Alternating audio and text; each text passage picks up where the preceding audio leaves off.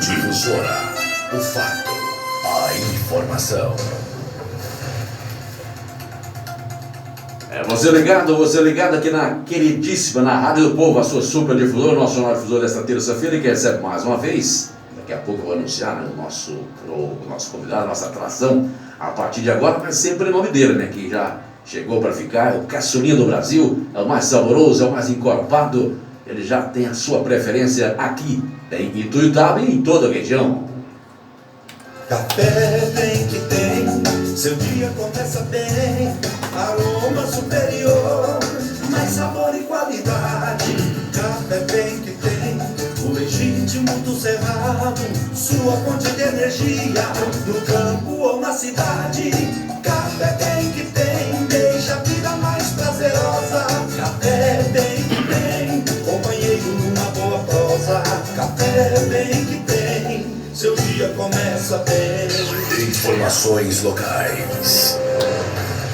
São 7h39, você ligado com o Jornal Difusor, no seu horário nobre do jornalismo em Ituiutaba, acordando você toda manhã, de vez em quando nós derrubamos alguém da cama, né? Caindo cedo, acordando mais cedo, você bem informado, de segunda a sexta-feira, das 7 às 8 da manhã, aqui na sua difusora, nosso Jornal Difusora. Eles estão de volta, né? Dr. Jefferson José de Oliveira Nunes, pré-candidato a vereador pelo PSL, hoje nem tanto para falar de sua pré-candidatura, né? Para falar mais do evento que houve nesse final de semana, precisamente na vizinha Uberaba, aqui no Triângulo Mineiro, um encontro que houve com o Eduardo Bolsonaro nesse final de semana. Vamos saber do Dr. Jefferson quais foram aí os assuntos em pauta, enfim, essa reunião que deslocou o filho do presidente, ele que é vereador lá no Rio de Janeiro, isso, né?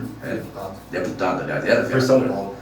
Por São Paulo, eu estou por contador. Deputado mais votado. Porque é Flávio Bolsonaro, Eduardo Bolsonaro, é a família Bolsonaro inteira, né?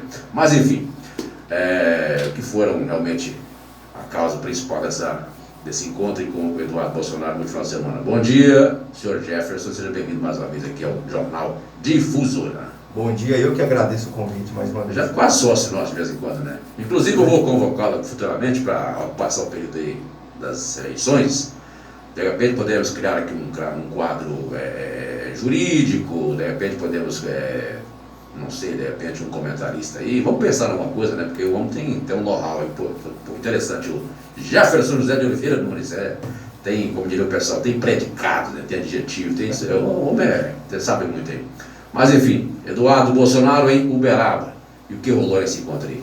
Na verdade foi Uberaba e Uberlândia, né? A gente estava com ele desde quarta-feira à noite, ele chegou... Meia semana praticamente?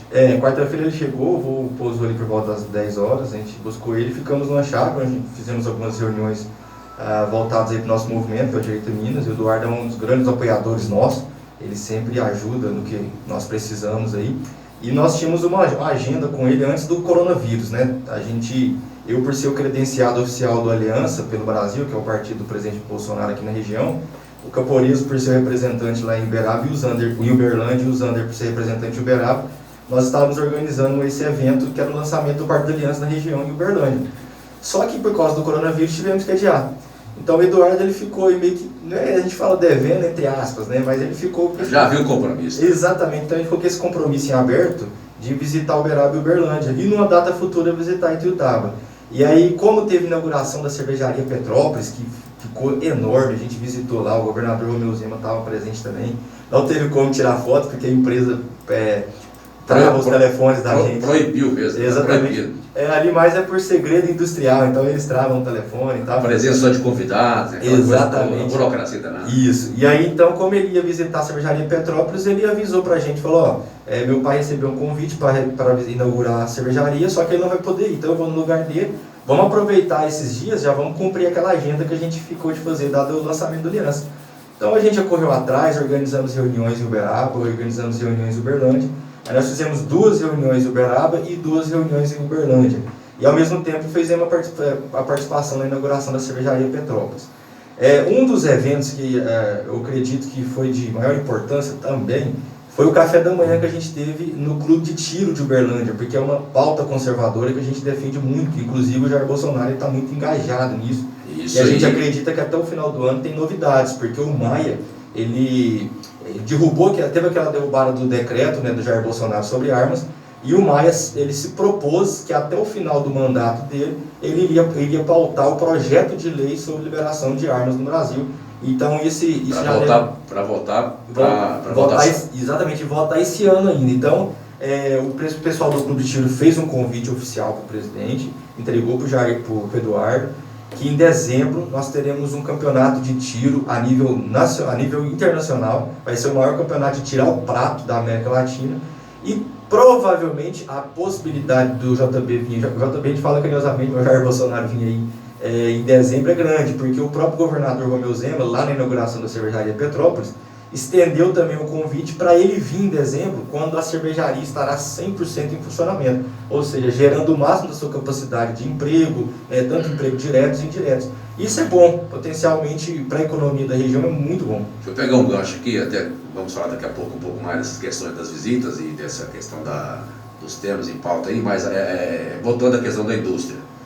Na realidade, foi a inauguração de uma primeira etapa, né? A etapa final é final do ano. Foi simbolicamente a primeira invase. Eles começaram a funcionar no dia pela manhã, às 8 horas, e a inauguração mesmo, a primeira invase, foi às 3 horas da tarde, quando o governador e o Eduardo leram a placa de inauguração, né? E tomaram ali a primeira cerveja que saiu da invasadora. Então, você experimentou também, não? Experimentei e é gelada, rapaz, eu não sabia disso. Eu não sabia que a cerveja, quando sai da máquina, ela sai gelada e gostosa, viu? Agora, você que esteve lá, o Jefferson, como é que você, a cidade aqui, o Triângulo Mineiro de uma forma até geral, mas vamos falar mais na questão local.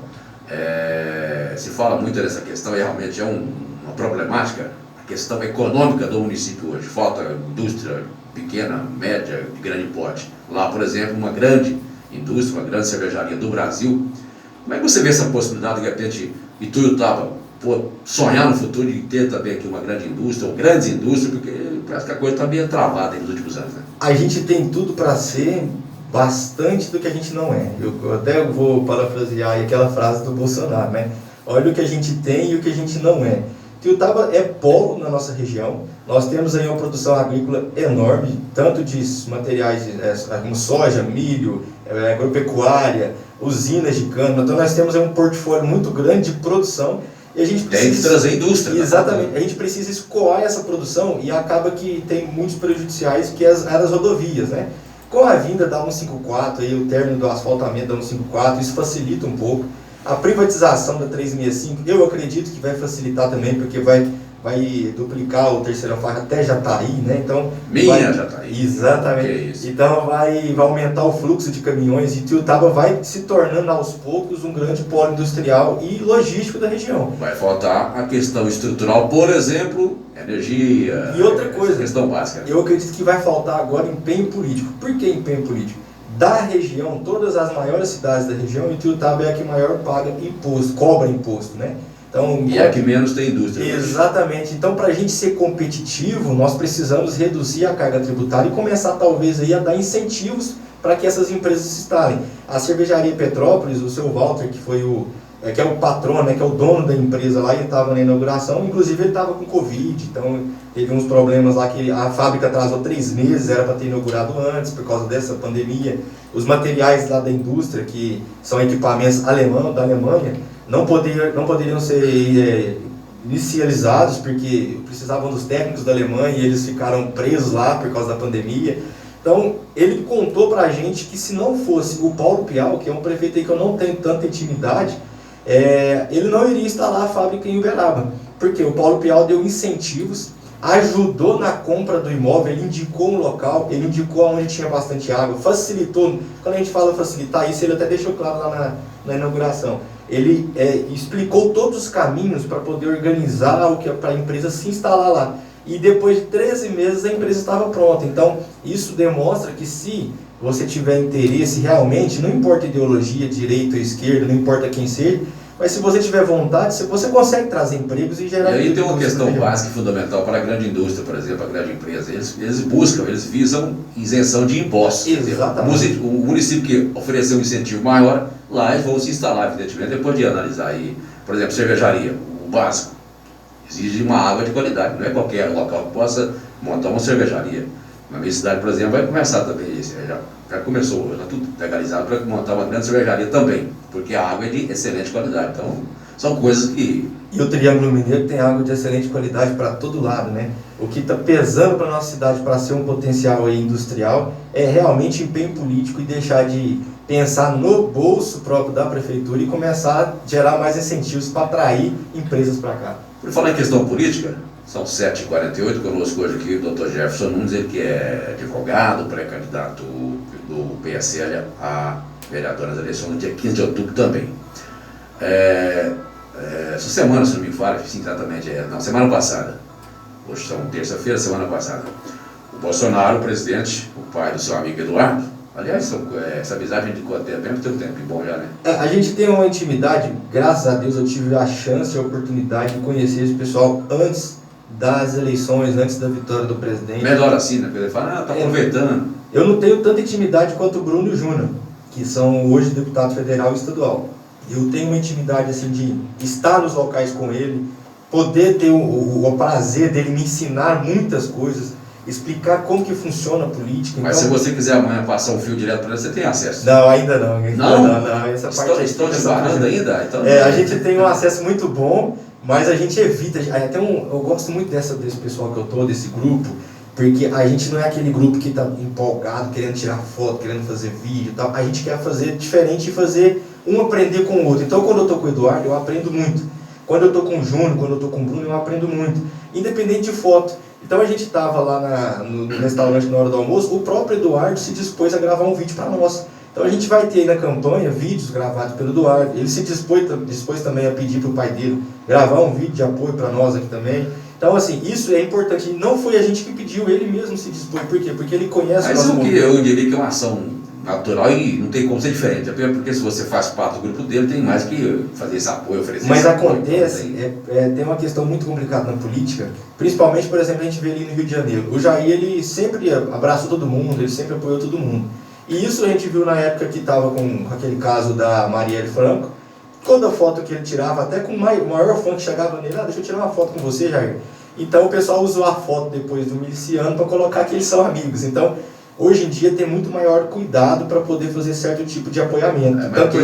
Quem tem contato com o povão aí não tem como evitar isso. Exatamente. Né? Tanto é que na campanha para prefeito, por exemplo, o único candidato a prefeito até agora que o Jair Bolsonaro falou que vai apoiar e está apoiando é o Bruno Engler, que é meu amigo e que é pré-candidato a prefeito em Belo Horizonte. E se tudo der certo aí, eu espero que ele seja o próximo prefeito de BH. Vai pegar um abacaxi, né? Porque aquele cidadão...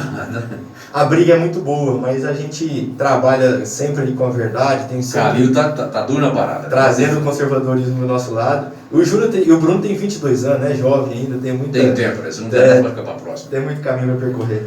Agora, voltando à pergunta anterior, são 7h51, o governo Bolsonaro, inclusive foi manchete nossa aqui semana passada, de que o governo vai inaugurar obras que estavam aí vindo de algum tempo, do governo Lula, do governo Dilma, enfim. Eu achei uma coisa tão natural, porque eu acho que no Brasil isso deveria ocorrer sempre, né? Aqui, por exemplo, tem alguns exemplos meio clássicos desse negócio aí. Um começa, o outro termina, porque aquela via política, aquela intriga política, não interessa. Se eu comecei, você assumiu o meu posto, você tem a obrigação de terminar uma obra que eu iniciei, por que não? Até porque o mérito vai ficar para quem inaugurou, não para quem começou talvez. Eu trago uma ótima notícia referente a esse ponto. Agora o Brasil é meio que começou, enrola ali, brincadeira. Bom, em relação a isso aí, teremos aqui brevemente essa inauguração da BR-154. E como é que você sentiu lá essa possibilidade? Já houve um convite por parte da Associação Comercial, enfim, uma certa mobilização para que o presidente possa estar aqui nessa inauguração. Você sentiu que isso será possível ou ainda está em análise? Sim, é possível. No dia da visita do presidente ali na ferroviária, né, que foi em Araguari, eu estava junto, participei da comitiva lá, a gente parou na rodovia. E aí quando eu estava na rodovia, eu estava conversando com o ministro Tarcísio, inclusive eu gravei um vídeo, está postado aí nas minhas redes sociais. Eu conversei sobre a inauguração da BR-154 e o ministro Tarcísio, ele foi... Quando você fala em Tarcísio, só para te interromper, eu sou um cara assim que observa as coisas bem de perto, obrigação minha inclusive, possivelmente entre todos o primeiro escalão do governo Bolsonaro, se não for um, mas é um dos, entre o primeiro e o segundo, não passa disso aí, dos ministros mais competentes, é o Tarcísio, porque realmente ele é praticamente uma unanimidade até na oposição, o pessoal não consegue detectar algo que fala, não, o Tarcísio está sempre prestativo, sempre atuante, sempre competente. É um dos grandes nomes do governo Bolsonaro. Tem muita gente que não dá conta do recado, mas o Tarcísio eu consideraria um dos top. E você sabe por que ele é bom? Porque o presidente deu liberdade para ele. Para quem não sabe, o ministro Tarcísio fazia parte do governo Dilma. Só que ele não tinha tanta liberdade para fazer obras, para poder fazer do jeito certo. Ele tinha que fazer acordos com políticos de cada região e tal. Hoje não, ele faz o que é certo. Inclusive, uma das benéficos aí do presidente Bolsonaro é que, primeiro, antes de construir qualquer obra nova, a gente tem que terminar as antigas. E aí essa é a grande notícia que eu tenho para trazer. Conversando com o Duda, com o Eduardo lá, ele falou dessa possibilidade de inaugurar as obras, né, que ele vai inaugurar 33 obras. E uma das obras mais antigas do currículo lá do Ministério da Infraestrutura é a BR-154. Tem então, mais de 50 anos. Lá está com 40 anos, então... Enfim, então assim, quando eu conversei com o ministro, a gente soma as duas coisas, né? O ministro falou que vai vir, então ele tem 60% de chance, basta apenas organizar a agenda. Aí o Bruno e o Júnior, que foram em Belo Horizonte esses dias, eles levaram ainda, fortaleceram o convite lá para o ministro. Ele falou que realmente tem interesse de vir e que vai fazer de tudo para, quando ele vir inaugurar a obra, trazer o Jair. Aí vem essa notícia, o Eduardo já tinha falado isso pra gente lá em Uberlândia, e aí saiu na mídia depois que ele vai sim inaugurar 33 obras no Brasil, obras de 40, 30, 20 e 10 anos. Ituiutaba está nessa lista. A 154 é uma das obras mais antigas do Ministério da Infraestrutura, então nós temos a possibilidade sim do Jair Bolsonaro vir inaugurar a 154. São 7h54, é por isso que o Brasil nunca consegue deixar de ser um país emergente, um país de terceiro mundo, porque você pensa, raciocina comigo, com calma aí. Eu hoje estou com meus 53 anos. E um país que você passou 40 anos, 4 décadas, e não conseguiu terminar uma obra de 50 quilômetros? 50 e pouco, 50, parece brincadeira, né? O negócio é injustificável. Teve problema com o construtor, aí que se dane, mas que sai um, entra outro. Então, assim, é tempo demais para uma obra tão pequena, né? Finalmente vai ser inaugurada. Depois de quase meio século, é um absurdo. E por todo lugar que a gente anda, a gente vê obras, e parece que são obras novas, né? Mas não são. São obras que já estavam iniciadas há muito tempo, independente do governo, e que agora estão sendo finalizadas. E virou um ciclo vicioso, né? Alguém inicia, aí vem o outro governo, não termina. Aí, se aquele anterior voltar, talvez conclua ou não. Então, tem hora que nem sempre volta, então fica difícil, né? Essa daí é uma das vantagens do próprio ministro Tarcísio. Ele conversa muito com as bancadas de deputados, e quando os deputados chegam nele para pedir recurso, falam: ministro, eu preciso de recurso para uma obra X. Aí o ministro falou: mas para que você vai fazer isso? Porque se eu te mandar esse recurso, ela não vai ser concluída, então nós vamos ter um elefante branco. Por que eu não te encaminho esse recurso para aquela obra que tem na sua região, que não está finalizada, e a gente consegue finalizar ela? Então ele consegue convencer o deputado nisso, e as obras vão saindo e vão se encerrando e vão concluindo, e daqui a um tempo nós vamos fazer o quê? Começar obras novas, né? Mas primeiro vamos encerrar as que tem aí que estão paradas. Quando eu mencionei aqui o ministro Tarcísio, na minha cidade, por exemplo, existe lá um anel viário que foi iniciado do governo petista ainda, aí o governo saiu e tal. E ele está bem atuante. Esse ano já está esse uniforme já 2, 3 vezes, só em 2020, no mínimo 2 vezes. E ele ao lado do até então líder do governo Bolsonaro na Câmara, lá o deputado Major Vitor Hugo? Exatamente, Vitor Hugo, que é goiano. Então, assim, você vê a dinâmica do ministro, é assim que funciona. O Brasil, se fosse, teria que ser sincero, mas de vez em quando tem um tipo de gente que eu vou te contar, não dá nem para comentar. Bom, voltando aqui para fechar com o nosso Jefferson, são 7h56. Outra questão, aproveitando sua passada aqui, a sua visita no Jornal Difusora, atendendo nosso convite mais uma vez, o programa Minas Consciente do governo Zema. Estamos aí no momento atual, considerado o pico da pandemia em Ituiutaba. Chegou, inclusive o secretário de Saúde, eu entrevistei ele na última quinta-feira, ele afirmou: olha, estamos no pico. Isso já é fato consumado. Vidas sendo ceifadas, enfim, muitas pessoas morrendo aí devido à pandemia, devido ao Covid-19. Quanto ao Minas Consciente, o governo local ainda permanece aí, não flexibilizou, continua mantendo aí aquela onda vermelha, que é onde restringe aí a abertura do comércio e esse tipo de coisa toda, que é o que se vive hoje em Ituiutaba. Como é que você está vendo nesse momento, um minutinho para você concluir esse raciocínio, em relação a essa atual decisão do prefeito municipal em continuar com a nossa onda vermelha aqui na cidade. É horripilante, Nilton. A gente vê, eu fui na feira domingo, a feira estava lotada. Todo mundo, tinha gente de máscara, sem máscara, e o pessoal vai falar assim, mas a culpa é da população. Não, não é. Nós ficamos 5 meses, o Nilton que é prova, eu vim aqui e falei que esse momento ia chegar, que a gente precisava estruturar, que não era o momento de fechar lá atrás, e que a prefeitura precisava fazer alguma coisa para esperar o momento que, se precisasse, se chegasse realmente no pico, porque o pico nunca chegava, né, 5 meses atrás, nós deveríamos estar prontos. Hoje estamos no pico e não estamos prontos, e nada a prefeitura faz, não aumenta leitos, não aumenta UTI nem nada, diferente de Uberlândia, que todos os dias constrói leitos novos. Então qual que é a diferença da feira para o comércio, por exemplo? A prefeitura conseguia fiscalizar o comércio, porque o empresário estava usando máscara, álcool em gel, tinha policiais e fiscais nas ruas, agora em casa fica mais difícil. Então é hipocrisia, ou abre tudo ou fecha tudo, da forma que está, não está tudo fechado e nem tudo aberto. Então a gente prejudica setores e aí o prefeito vai escolher quem é que vai morrer de fome e quem é que vai morrer da doença. Isso é hipocrisia. E o outro pontinho, né? A população também tem que se conscientizar, né? Porque o pessoal, infelizmente, continua meio que, não está tudo tranquilo, evidentemente que, igual o próprio presidente falou e todo mundo, muita gente acha isso, não, todo mundo vai morrer mesmo, vai morrer um dia agora. Tem coisas que pode evitar, você pode estender um pouco mais alguns dias de vida. Por exemplo, nós estamos aqui com máscara, outro pessoal está aí sem máscara, então é um negócio que tem que ter atenção um pouquinho melhor, né? Mas tem muita gente que está conscientizado, muita gente, porque o pessoal, geralmente, na vida é assim, né? A gente só vê as pingas que bebe e não o estômago que leva. Então, na parte aí da pandemia, a gente só dá atenção para quem não está fazendo nada, mas tem muita gente que está, né? Então, assim, e para aquele que não está, quando cair lá na família dele um ou outro que é minha, né, um ente mais próximo, ele fala, nossa, podia ter feito diferente, mas já é tarde. Uma coisa que é certa, isolamento social não funciona, distanciamento ajuda, máscara, álcool em gel ajuda. Então, como a gente não tem cura, como a gente tem apenas tratamentos, nós vamos ficar em casa esperando a morte chegar, é muito mais fácil a gente trabalhar com cuidado, né? Trabalhar com cuidado do que ficar isolado. Obrigado pela sua participação mais uma vez. Eu que agradeço pelo convite, muito obrigado. São 7h59, nós vamos embora, não fica triste não, o Furacão volta lá amanhã, quarta-feira, em mais um Jornal Difusor às 7 horas da manhã, e lembre-se, os obstáculos da vida são apenas sinais para testar a tua força. Bom dia!